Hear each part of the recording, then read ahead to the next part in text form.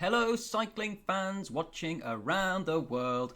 Welcome back to the Snowman Cycling YouTube channel. I am Jake Sanderson, your favourite stick-thin sprinting snowman. And no, that title is not clickbait, as I did indeed get demoted a ZwiftPower category for winning this race. But we'll get to that in a little while because this one is going to be weird, wacky, wild and definitely controversial. And I just know that people are going to have an opinion on this one either way, so I'm excited to hear what you think. But we've got a long way to go before we get there first. I've got an exciting race for you and definitely not what I was expecting. So let's jump into this one, have a look and see how things are going to roll around for us. And as you can see at this point, things have been pretty easy, pretty tame, and I can't really believe my luck. I'm hoping things are going to stay like this for the rest of the race.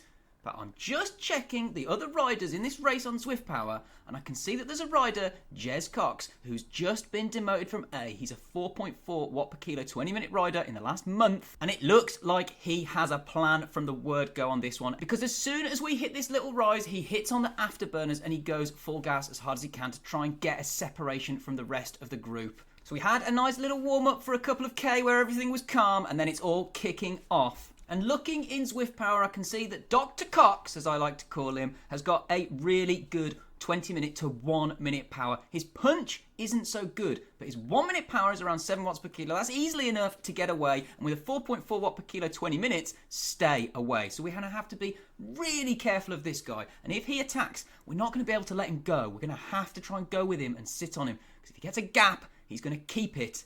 But it seems like he likes to attack and then he eases up when people bridge across to him. He doesn't seem to keep on the power. So that's something we're going to keep in mind for later on. And I'm taking this opportunity to have a look at the other riders on ZwiftPower. I can see that Drayton has got a really good punch. So if it comes down to a sprint finish, we're going to have to keep an eye on him. And the other rider I want to keep an eye on is Kawaguchi. He doesn't have a particularly good punch, but he's got a really good TT ability. And if he gets a gap, again, he's one of those riders that might well be able to keep it. So we're going to have to be really, really careful. And as we go through the lap 1 banner, at the same point as last time on this little incline, Dr. Cox elects to go for it again and try and split this race wide open, try and get a gap, see if he can keep a gap. And it forces the rest of us to have to really get out of the saddle, lay down that power that we don't want to do at this point, and get onto his wheel. So he's obviously got a plan on these little inclines to try and launch it every time. He must know that he doesn't have the best sprint to win these races, and he's got his own plan. And you know what? I really like it. I respect that. It makes life difficult for everybody else if you make them march to your tune. And if he keeps doing this often enough, the elastic may well snap. Everybody else may well lose the enthusiasm, the motivation to chase him. And unfortunately for me, as he decides to do it again here, I can tell that the riders behind either don't want to or can't follow the wheel, which means I'm going to have to use those orange numbers to try and get onto him. And as much as I'd like to work with him at this point, there's so far left in the race, and I'm fully aware of my abilities at this point.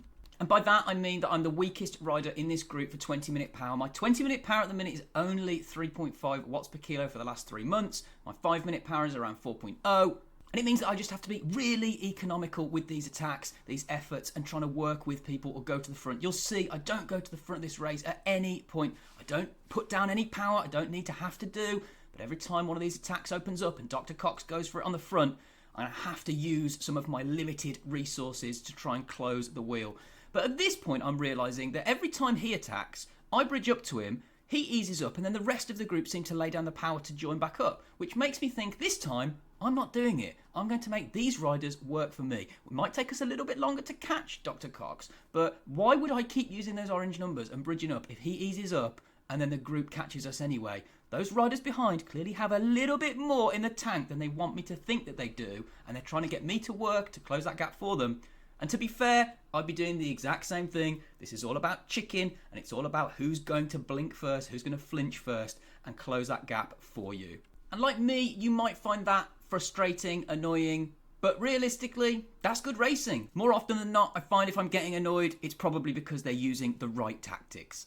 And at this point, I took my eye off the ball a little bit because I thought Dr. Cox was going to be the one to make a move. But no, Kawaguchi, who got dropped by 10 seconds, has done an exceptionally good job to TT his way back on. And not just that, he cleverly uses his momentum from when he catches to roll through the group and attack. And he gets a gap. I really, really like it. I decide to come with him. I decide I may even be able to work a little bit with him, but unfortunately he eases up. There's no point me doing anything, and the rest of the group catch. So it's very stop-start like this. People keep attacking, and it's just brutal. It really sucks the energy, the effort out of your legs. It's kind of like point racing. And Dr. Cox obviously thought he was going to save his legs on that last attack, because we get to the start of the lap again, and rather than waiting for his rise, he decides to spring a surprise and go a little bit early.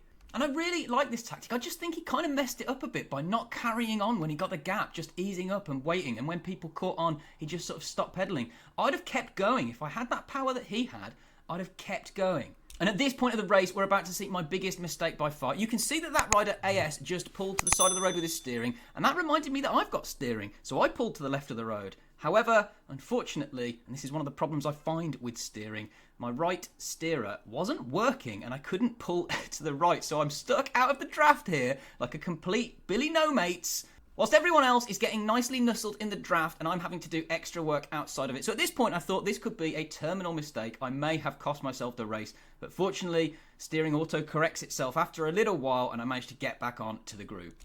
And I think that was probably a signal for Dr. Cox to launch it once again, because he spots me get back on and he just decides, okay, I'm going to hit them with another attack and see if this one sticks. But once again, he just stops pedaling. He gets the gap and then he just stops pedaling when he sees people trying to follow him. So if I was the strongest rider in this race, which he is, I'd have made it just titanically hard. I would not have eased up. I'd have just gone at 4.4 the whole way. To be honest, that might have worked. He might have cracked a few people, dropped them off the wheel, but he's never really going to get rid of too many people by these sort of starty attacks.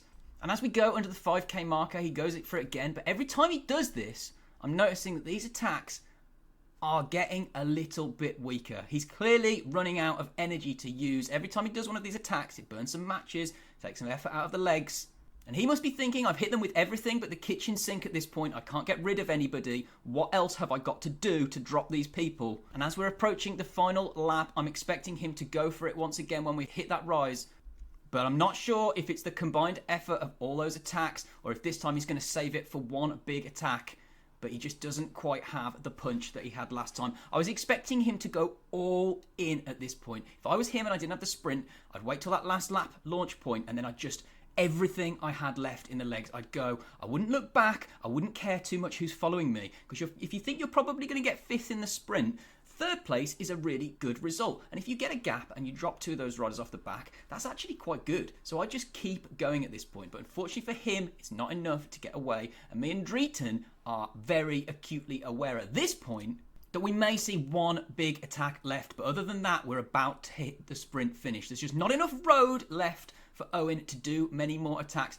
And the closer we get to that magical 300 meter marker that I love so much, I'm getting more and more confident that either me or Drayton are going to have the legs to win this one. Unfortunately, that steerer that wasn't working also did not allow me to deploy my power up. So I'm having to lean over, grab my wireless mouse and try and hit it. And I have to hit it a little bit early to make sure I'm going to be good to go. And as we hit that 300 meter marker, I notice Drayton comes from the back and this is my signal to go, go, go, Ali, Ali, Ali, everything we've got. We managed to hit that 1000 watt marker and we managed to just about come around the outside of Drayton. He's still got a bit of power up left. He's not giving up on this one. We're going to have to grind it out to the line, but it looks like as we hit it with about 10 meters to go that we've got this one in the bag. And that was a really satisfying victory. Having to close most of those attacks on my own, it was really, really hard. Just a combined effort. The average power doesn't look very good, but it's just the combined effort of all those attacks again and again and again.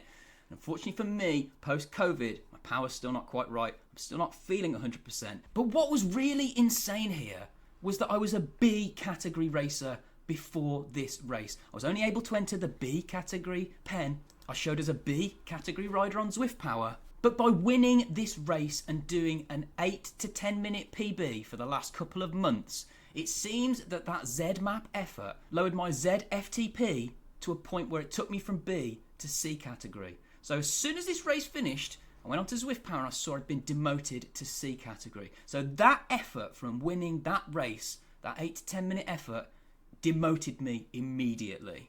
And for those of you that don't understand why that is or what the difference between ZMAP or ZFTP is, Zwift uses 2 different categorization systems. However, if you do an intense 2 to 8 to 10 minute effort, which is what your ZMAP is focused on, then that actually lowers your ZFTP values. It's because the ZwiftPower curve expects a flatter sort of curve.